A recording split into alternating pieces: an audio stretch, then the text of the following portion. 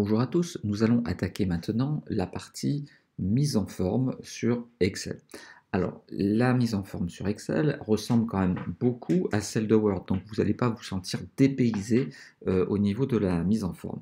On retrouve donc bien entendu, comme sur Word, la possibilité de changer de police de caractère, la possibilité de changer la taille, donc d'écrire plus ou moins grand, en grand, mais écrire en gras, en italique, souligné, avec diverses possibilités de soulignement, simple ou double, et puis également la possibilité d'encadrer, de mettre des bordures autour des cellules afin de présenter, comme je l'ai fait ici, des tableaux de manière assez sympathique.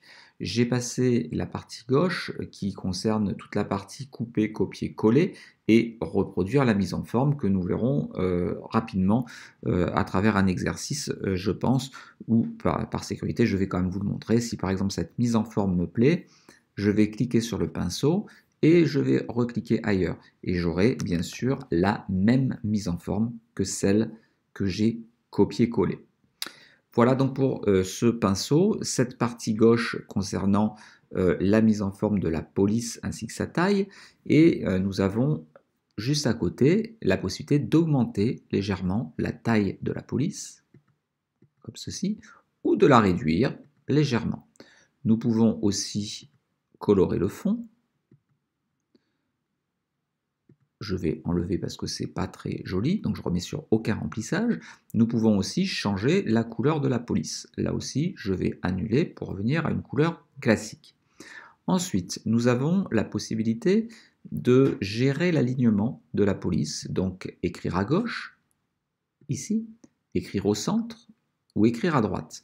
Nous pouvons également, et je vais augmenter la taille de cette ligne pour bien voir la différence, gérer l'alignement vertical. Donc là, par défaut, il est à droite en bas. Je vais revenir au centre, mais je pourrais dire que je veux le mot souris vraiment au centre de la cellule, donc au milieu verticalement. Donc on a juste au-dessus le centrage vertical. Ou on peut aussi dire qu'on veut que ce texte souris soit totalement en haut. Donc je vais revenir suffisamment en arrière pour retrouver une mise en forme de départ. Et nous allons maintenant voir deux ou trois autres possibilités. Cette option-là va vous permettre d'écrire soit verticalement, soit horizontalement, soit avec une légère rotation. Donc là, vous voyez, si je clique là-dessus, eh bien, on va avoir le mot souris qui va être écrit un peu à la verticale.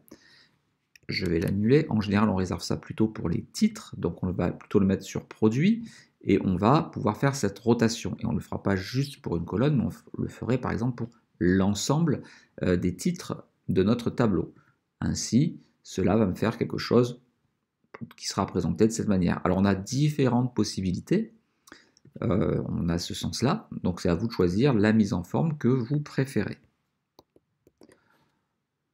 En dessous, on va avoir la possibilité de se décaler dans la cellule, donc d'indenter dans la cellule le texte, soit vers la droite, soit vers la gauche. Alors pour vous montrer ce que ça fait, si je me positionne sur clavier, on va pouvoir se décaler légèrement, vous voyez, et donc ça va pouvoir faire des alignements en décalé.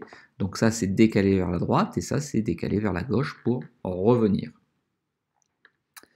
Juste à côté, nous avons la possibilité de faire des retours lignes. Vous voyez que là, le numéro de sécurité sociale prend beaucoup de place. Si ma colonne était plus petite, eh bien, je ne verrais pas la totalité du texte. Si je clique sur ce bouton-là, renvoyer à la ligne automatiquement, il va me permettre d'écrire ce texte sur 2 lignes. Voilà, numéro de sécurité sociale. Vous voyez que dans la ligne 13, eh bien, je vais avoir 2 lignes d'écriture. Donc ça permet de faire un retour ligne lorsque la largeur de la colonne est atteinte. Je vais l'enlever et je vais remettre ma colonne un peu plus large car j'en aurai besoin pour l'exercice que nous ferons d'ici quelques temps. Ensuite, nous avons différentes possibilités de mise en forme. Nous en avons déjà vu quelques-unes au travers des vidéos précédentes. Là, nous avons la possibilité de mettre au format monétaire, en pourcentage, séparateur de milliers, ajouter ou enlever des décimales.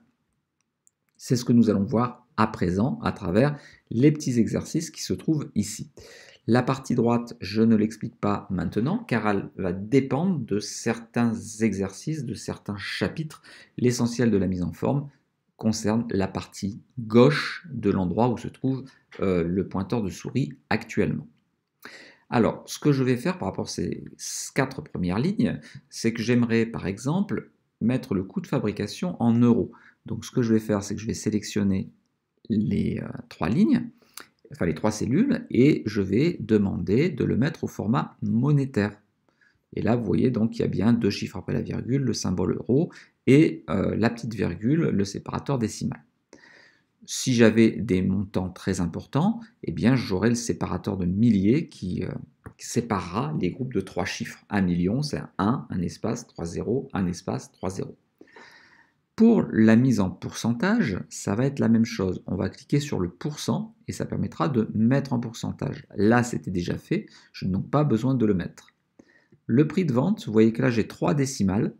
Je vais essayer de réduire pour avoir un prix de vente qui soit à 2 chiffres.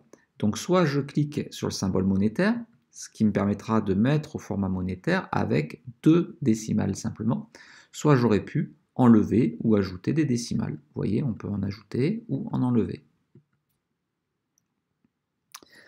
Je descends sur le tableau suivant, donc les lignes 8, 9, 10. Je vais essayer, cette fois-ci, ce sont des nombres d'unités vendues, les objectifs et le réalisé. En France, je devais vendre 100 000 unités, j'en ai vendu 98 000. Donc ce que je voudrais, comme les chiffres sont importants, c'est mettre un séparateur de milliers. Donc j'ai cette apostrophe qui permet de le faire. Sur Windows, en général, c'est 3 zéros qui sont côte à côte et qui sont juste à côté de ces symboles pourcentage. Voilà, et vous voyez que là, on a bien un espace tous les 3 chiffres. Par contre, il m'a rajouté 2 décimales. Et comme ce sont des unités, je ne veux pas de décimales. Donc je vais cliquer sur ce petit zéro-là pour enlever les décimales et me retrouver avec des nombres entiers. Ici, c'est un pourcentage qui est calculé, C8 divisé par B8.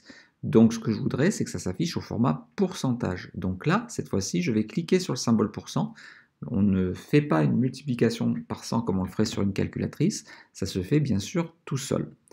On clique et vous voyez que j'ai bien mon format pourcentage. Je vais par exemple rajouter là 2 zéros pour être sûr que je n'ai pas du 97,6 par exemple, mais que j'ai bien 98. Voilà donc pour ces petites mises en forme très simplistes qui sont nécessaires lorsque l'on débute un chapitre sur la mise en forme. La vidéo précédente montrera des formats un peu plus particuliers, un peu plus rares à utiliser. Je vous engage donc à l'écouter. Si vous avez apprécié cette vidéo, n'oubliez pas de la liker, c'est très très important. Vous pouvez également vous abonner à la chaîne si vous ne l'avez pas encore fait et n'hésitez pas à commenter cette vidéo si vous pensez qu'il y avait des choses à rajouter dans la mise en forme de base. À très bientôt.